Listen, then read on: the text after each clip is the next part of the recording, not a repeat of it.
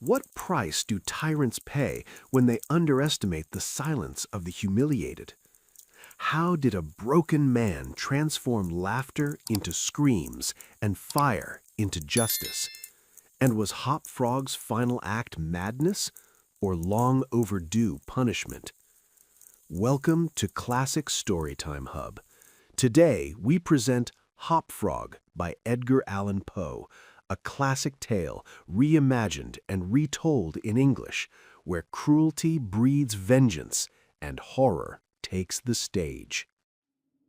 The king had a rare talent. He could smell a joke from miles away, and he lived for it. Laughter was not a pastime for him, it was his religion. A well-delivered joke could earn instant favor, while a dull moment could cost a man his standing. Wit, to this king, was currency. Naturally, those closest to him learned the rules quickly. His 7 ministers were chosen not just for loyalty or intellect, but for their ability to amuse. They mirrored him in more ways than one, broad-bodied, indulgent, slick with confidence. Each of them fancied himself a master of humor, and each was celebrated for it. Whether constant joking made them fat, or their bulk somehow fed their sense of comedy, no one could say. What was certain was this: a thin joker was a rarity, almost unnatural. Subtlety, however, bored the king. He had little patience for clever wordplay or delicate irony. He wanted jokes that landed hard, loud, crude, impossible to miss. The wider the jest, the better. He would forgive a joke that dragged on far too long if it ended with a satisfying blow. Precision tired him, nuance annoyed him. He would choose excess over elegance every time. For him, a practical joke, one that embarrassed, startled, or humiliated, was worth 100 polished lines of wit. In those days, professional fools had not yet vanished from royal halls. Across the great courts of the continent, kings still kept their jesters, men in bright motley, bells sewn into their caps, their worth measured by how quickly they could provoke laughter. They survived on scraps from the royal table and the fragile mercy of amusement. This king was no exception. Of course, he kept a fool of his own, not merely for entertainment, but for balance. Surrounded by 7 men who called themselves wise and burdened by his own sense of importance, the king needed folly nearby. Something ridiculous, something disposable, something to remind him that wisdom, when taken too seriously, could become unbearable. And so the fool remained, waiting, watching, laughing on command. For now. The king's fool was more than a fool. That, in the king's eyes, was precisely what made him priceless. Hop Frog, his court-given name, was small in stature and broken in body, a dwarf, a cripple. To the king, this was not misfortune, but fortune multiplied. In those days, courts were crowded with both jesters and dwarfs, each serving a different purpose. One existed to make the king laugh with him, the other existed to make the king laugh at him. Most rulers needed both to survive the long, tedious hours of royal life. This king, however, congratulated himself on his efficiency. In Hop Frog, he believed he had found everything he needed in one body. Ordinary jesters were usually large men, round, slow creatures whose bulk softened the edge of ridicule. But Hop Frog was different. His size made him helpless, his deformity made him visible, and his pain, though unspoken, made him endlessly entertaining. To the king, this combination felt like a gift. The name Hop Frog was not one he was born with. It was given to him later, by laughter rather than ceremony. The 7 ministers had agreed on it eagerly, inspired by the way he moved, never walking, never striding, but lurching forward in a strange rhythm, half leap, half twist. Each step was an effort. Each movement sent a ripple of amusement through the court. The king laughed hardest of all. Every awkward motion comforted him, reassured him, reminded him that despite his swollen body and heavy head, he was still considered magnificent by comparison. And yet, what the court found ridiculous concealed something else. Hop Frog's legs betrayed him, yes. Crossing a room cost him pain and patience, but nature, as if unwilling to be entirely cruel, had shifted its generosity upward. His arms were powerful, unnaturally so. Rope, beam, branch, anything that could be climbed became his domain. Where others struggled, he moved with speed and certainty. When Hop Frog climbed, he no longer resembled a fool. He became something else entirely. Quick, silent, precise. Less like a frog, more like a creature built to escape. No one at court knew where Hop Frog truly came from. Not his country, not his language, not even a reliable rumor. His past lay somewhere far beyond the map, dragged out of a nameless land the court dismissed as savage and forgettable. Whatever that place was, it existed at an impossible distance from the king's glittering halls. He had not arrived alone. A young girl had been taken with him, slightly taller, no less small, but shaped with a grace that felt almost unreal. Where Hop Frog's body bore the marks of strain and struggle, hers moved like music. She danced as if the air itself carried her. They had been seized from neighboring provinces, torn from their homes without ceremony, and delivered to the king like trophies, gifts from one of his celebrated generals, fresh from yet another victory. Captivity forged their bond. Two children, displaced and powerless, found survival in each other. They became inseparable, not by choice, but by necessity. Hop Frog was useful only as a source of laughter, and that made him tolerated, not loved. He had little influence, little protection. What he could offer was loyalty. Trippetta had something else. Her beauty, rare, delicate, impossible to ignore, made the court soften toward her. She was admired, indulged, favored, and with that favor came a quiet power. Whenever she could, she spent it on Hop Frog. A word here, a plea there, small mercies, hard won. Then came the king's announcement. For some forgotten reason, one celebration replacing another, he demanded a masquerade, and when masks and spectacle were involved, the court knew exactly where to look. Every such occasion drew upon the talents of Hop Frog and Trippetta alike. Hop Frog especially had a mind built for illusion. Costumes, characters, pageantry, he imagined what others could not. No masked ball felt complete without his touch. And so, when the night finally arrived, the palace transformed. Under Trippetta's careful direction, the great hall bloomed into excess. Fabric, light, color, and motion layered until reality itself felt disguised. Every detail promised wonder. Every corner whispered anticipation. The court waited, restless and eager. They believed the night would belong to laughter. They had no idea what had already been set in motion. By the time the masquerade approached, nearly everyone at court had already chosen who they would be for the night. Decisions had been made weeks, some even months earlier. Masks were prepared, roles were claimed. There was no uncertainty anywhere in the palace, except at the very top. The king and his 7 ministers remained undecided. Why they delayed was never entirely clear. Perhaps they called it humor. Perhaps indecision clung to them as stubbornly as their excess weight. Whatever the reason, the hours slipped away and the night crept closer. At last, with options exhausted and patience thin, the king issued a summons. Bring the girl. Bring the fool. When Hop Frog and Trippetta entered the chamber, they found the king seated at a long table, wine heavy in the air. The 7 ministers clustered around him. Cups were raised, faces were flushed, but the king's mood was dark, irritated, restless, sharp-edged. He knew very well that Hop Frog despised wine. He knew what it did to him, how it burned through his senses, how it stirred something frantic and uncontrollable inside the crippled body. The king knew that madness was agony, and that knowledge amused him. Practical jokes were his favorite indulgence, and forcing Hopfrog to drink ranked among the finest. He called it cheer. He called it merriment. "Come closer, Hopfrog," the king said, lifting a brimming cup as the two stepped forward. "Drink this to the health of friends who are far away." Hopfrog hesitated. A quiet sigh escaped him before he could stop it.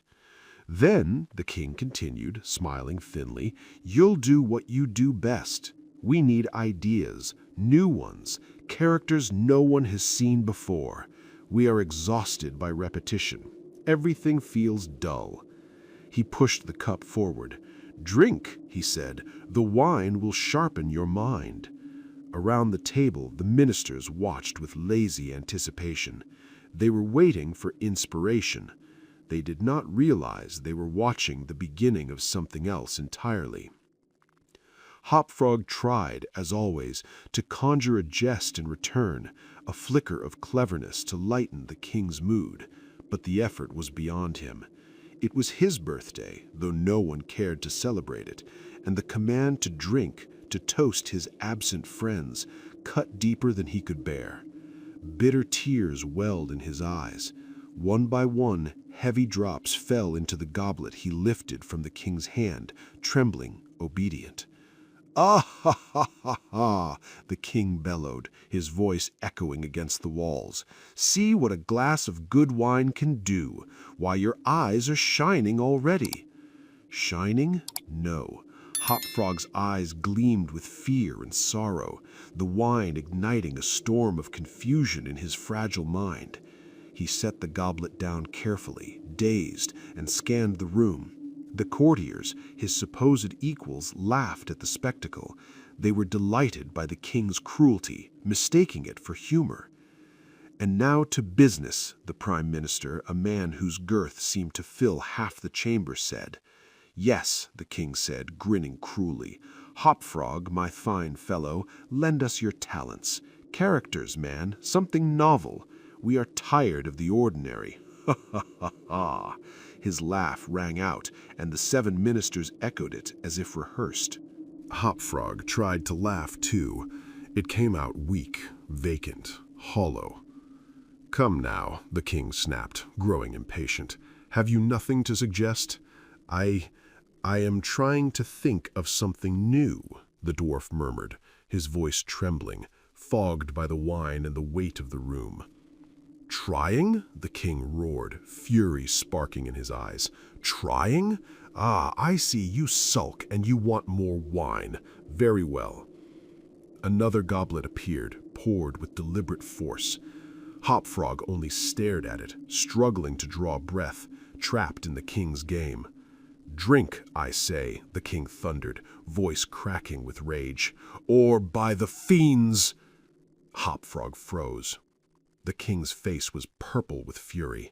The courtiers leaned back in their seats, smirking, savoring the spectacle. Then Trippetta moved. Pale, trembling, her delicate frame quivering with fear, she knelt before the throne. "Spare him, my lord," she whispered, voice barely audible but sharp enough to pierce the room. Her plea hung in the air, a fragile shield against the storm of the king's temper. The tyrant stared at her, frozen in shock at her boldness. For a long moment he seemed unsure how to react, what expression could capture the full measure of his fury. Then, without a word, he shoved her violently aside and flung the contents of the brimming goblet straight into her face. Trippetta rose as best she could, trembling, her hair and gown soaked. Not daring a sigh or a protest, she returned quietly to her place at the foot of the table, her cheeks burning with humiliation. For half a minute, the room held its breath. The silence was so absolute that the flutter of a leaf or the fall of a feather might have echoed like thunder. Then, a low, harsh, grating noise cut through the stillness, stretching out as if it came simultaneously from every corner of the chamber. What, what is that infernal noise? The king roared, spinning furiously toward Hopfrog. The dwarf had regained much of his composure, his mind clearing as the wine's haze began to lift. He stared at the king with unflinching calm and murmured almost innocently, I? How could that have been me? One of the courtiers ventured an explanation. It must have come from outside, Your Majesty, perhaps the parrot at the window, sharpening its beak on the cage wires. Ah, perhaps, the king muttered, a flicker of relief passing over his face. Yet, by my honor, I could have sworn it was the teeth of this wretched dwarf grinding together. Hopfrog laughed. The king, a lifelong lover of mischief, allowed it. And in that moment he revealed his teeth, large, strong, and grotesque, flashing in the flickering candlelight.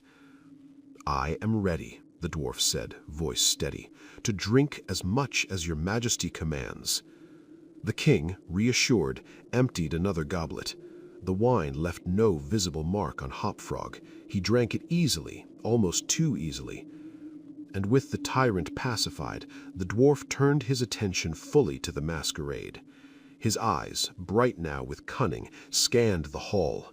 Masks, costumes, and spectacle, everything would be his canvas. The court thought it was merely another night of amusement. Hopfrog knew it would be something else entirely. Hopfrog spoke calmly, almost serenely, as if the wine had never touched him. His voice was quiet, deliberate, carrying the weight of thought rather than fear. I cannot say why the idea came to me, he began. Perhaps it was the sight of Your Majesty striking the girl, or the splash of wine across her face. Perhaps it was the odd grating of the parrot outside the window. But in that moment, a memory of my homeland arose, a frolic we used to enact at masquerades long ago. Here it will be entirely new, entirely unexpected. The only difficulty is, it requires a company of 8. Here we are, the king exclaimed, laughing with sudden delight. 8 to the number, myself and my 7 ministers. Come now, what is this diversion? Hopfrog's dark eyes glimmered. We call it the 8 chained orangutans. It is excellent sport if performed properly. The king straightened, lowering his eyelids with mock gravity. Then we shall perform it, he declared.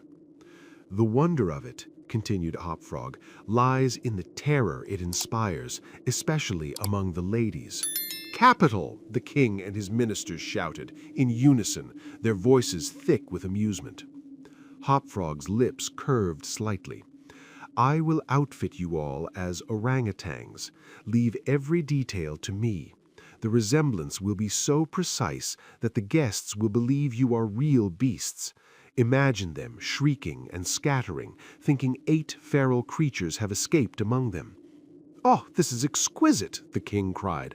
Hopfrog, truly you are a genius. I will make a man of you yet. The chains, Hopfrog added, will rattle and clink, heightening the chaos. You will appear as if freshly escaped from captivity, wild and untamed. At a masquerade, where gowns glimmer and jewels sparkle, the sight of 8 chained orangutans, believed real, streaking through the crowd, screaming and lunging, cannot be imagined, only experienced. The effect is irresistible, terrifying, unforgettable. Then it shall be so, the king declared, and the council rose hastily. The hour was late, but the plan of Hopfrog demanded immediate execution. The method of transforming the king and his ministers into orangutans was simple and horrifyingly effective. At that time, few in the civilized world had ever glimpsed such beasts, but Hopfrog's imitation, grotesque and exaggerated, was enough to convince even the most skeptical eye. The creatures they were about to become would terrify anyone who dared to behold them. First, the king and his ministers were sheathed in tight-fitting shirts and trousers, the fabric clinging to their forms like a second skin. Then came the tar, slick and dark, coating their bodies in a sticky, shining layer. One member of the party suggested adding feathers, but Hopfrog shook his head. "No," he said, voice low but firm. "Flax is the hair of the beast. It clings, it moves, it lives." Flax was applied in thick mats over the tar, brushing and binding with painstaking care until each figure resembled something wild, something untamable. The effect was monstrous, humanity nearly lost beneath the layers of black, matted hair and the smell of tar. Next came the chains. A single long chain was wound first around the king's waist, tightened until he could barely move. Then it was passed to each minister in turn, securing them one by one. When all 8 were bound, they were spaced deliberately in a circle, each figure isolated yet linked to the next. Hopfrog was not finished. With the eye of a master, he threaded the remainder of the chain across the circle, forming 2 diameters at right angles. The arrangement trapped them in place, each chained figure facing outward, a terrifying mimicry of nature's own design, just as hunters in distant Borneo might secure a troop of chimpanzees for display. When Hopfrog stepped back, the 8 figures swayed slightly, bound, tarred, and covered in flax, a ring of horror ready to be unleashed. Their grotesque forms, motionless yet bristling with potential violence, were a sight the court would never forget. And Hopfrog's dark plan was only beginning. The grand saloon prepared for the masquerade was a vast circular chamber, its lofty ceiling disappearing into shadow. By day, a single high window let in the sun, but nightfall transformed it entirely. Then a massive chandelier, suspended from the skylight by a long chain, would bathe the room in light. Ingeniously, the mechanism for raising and lowering the chandelier ran outside the dome so as not to mar the elegance of the space. Trippetta had overseen the decorations with care, but it was Hopfrog's quiet counsel that guided many of her decisions. On his suggestion, the chandelier itself had been removed. Wax dripped freely in the warm air, and with the hall crowded with costumed guests, the rich gowns and delicate fabrics would have suffered irreparable damage. Instead, sconces dotted the walls, and each of the 50 or 60 carved caryatids along the perimeter held a flambeau, its sweet-scented flame flickering gently, illuminating the room with an otherworldly glow.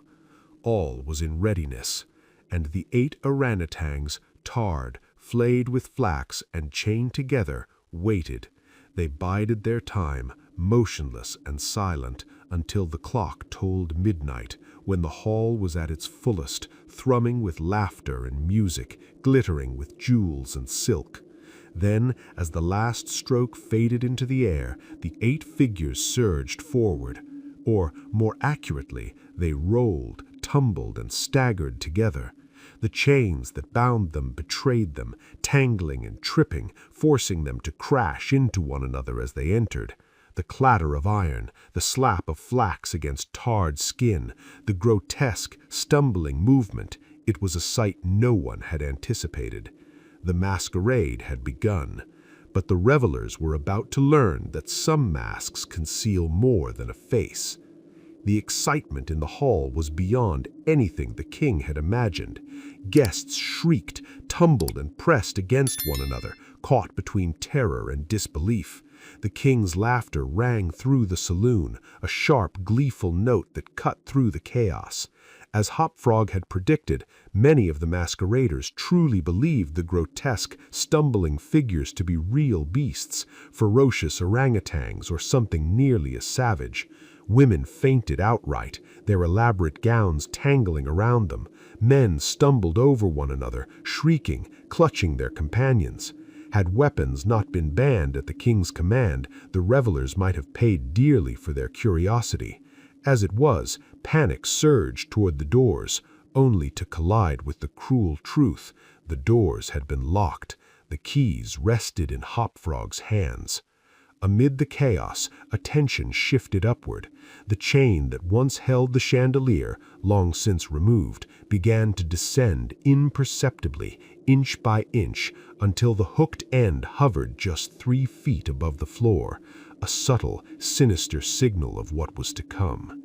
Meanwhile, the 8 orangutans, the king and his ministers, tarred, flayed, and tangled in their own chain, staggered helplessly through the hall, careening into walls and one another. They were drawn inexorably towards the center of the room where Hopfrog had orchestrated their convergence. Silently, the dwarf followed at their heels, urging the chaos along with deft, almost invisible gestures.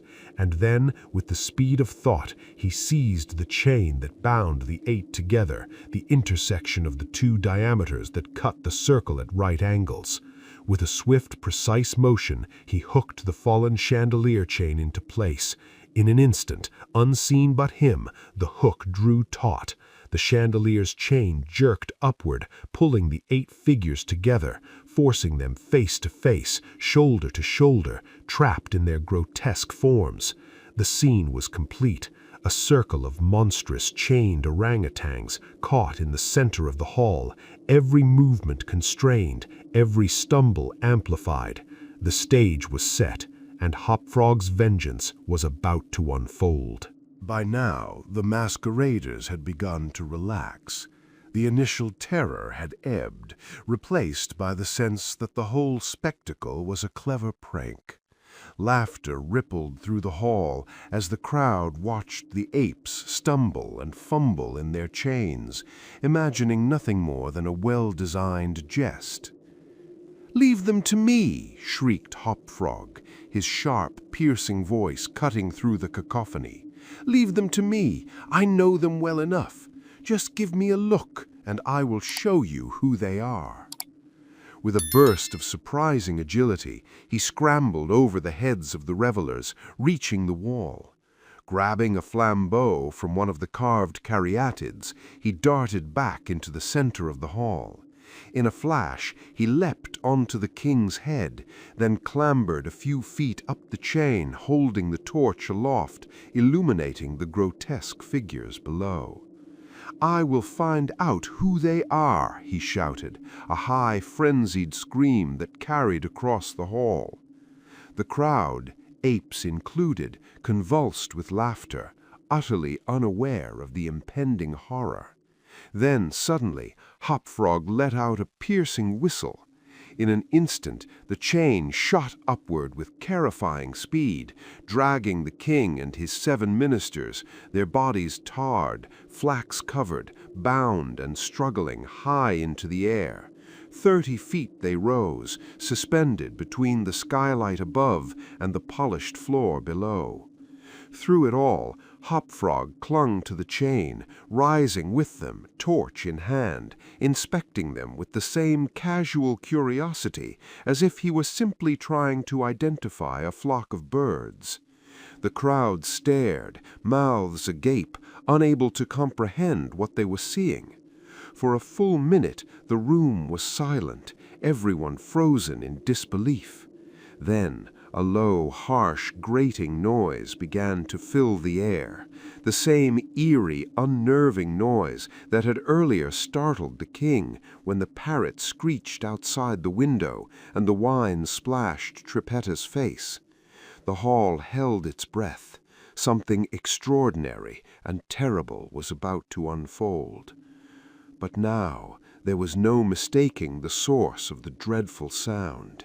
It came from Hopfrog himself, his teeth, sharp and fang-like, grinding and gnashing as he foamed at the mouth. His eyes blazed with maniacal fury, fixed on the upturned faces of the king and his 7 ministers, dangling helplessly in their chains above the crowd. "Aha!" he cried, his wild and triumphant. "Aha! Now I see who you truly are." He brought the flambeau close to the flax that encased the king. In an instant, the fibers ignited, sending a sheet of vivid flame crawling over him. Within moments, the fire leapt from one figure to the next. The 8 orangutans, once proud men, were now a writhing, blazing horror, their screams drowned by the shrieks of the horrified masqueraders below. None could reach them, none could help, frozen in terror as the flames consumed the grotesque forms. The fire surged, forcing Hopfrog to climb higher along the chain to stay out of reach. For a fleeting moment, the hall fell silent, all eyes locked on the horror above. Then, with calm precision, the dwarf spoke again, his voice ringing through the chaos.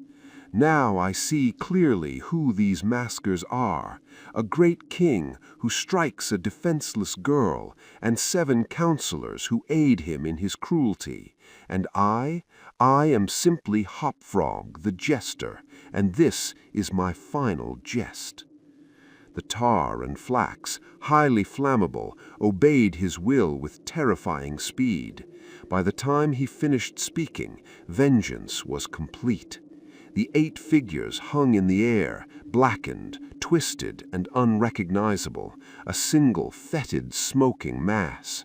With a final toss of his torch, Hopfrog climbed to the ceiling, and then, with the grace of a shadow, vanished through the skylight, leaving behind nothing but ruin and smoke.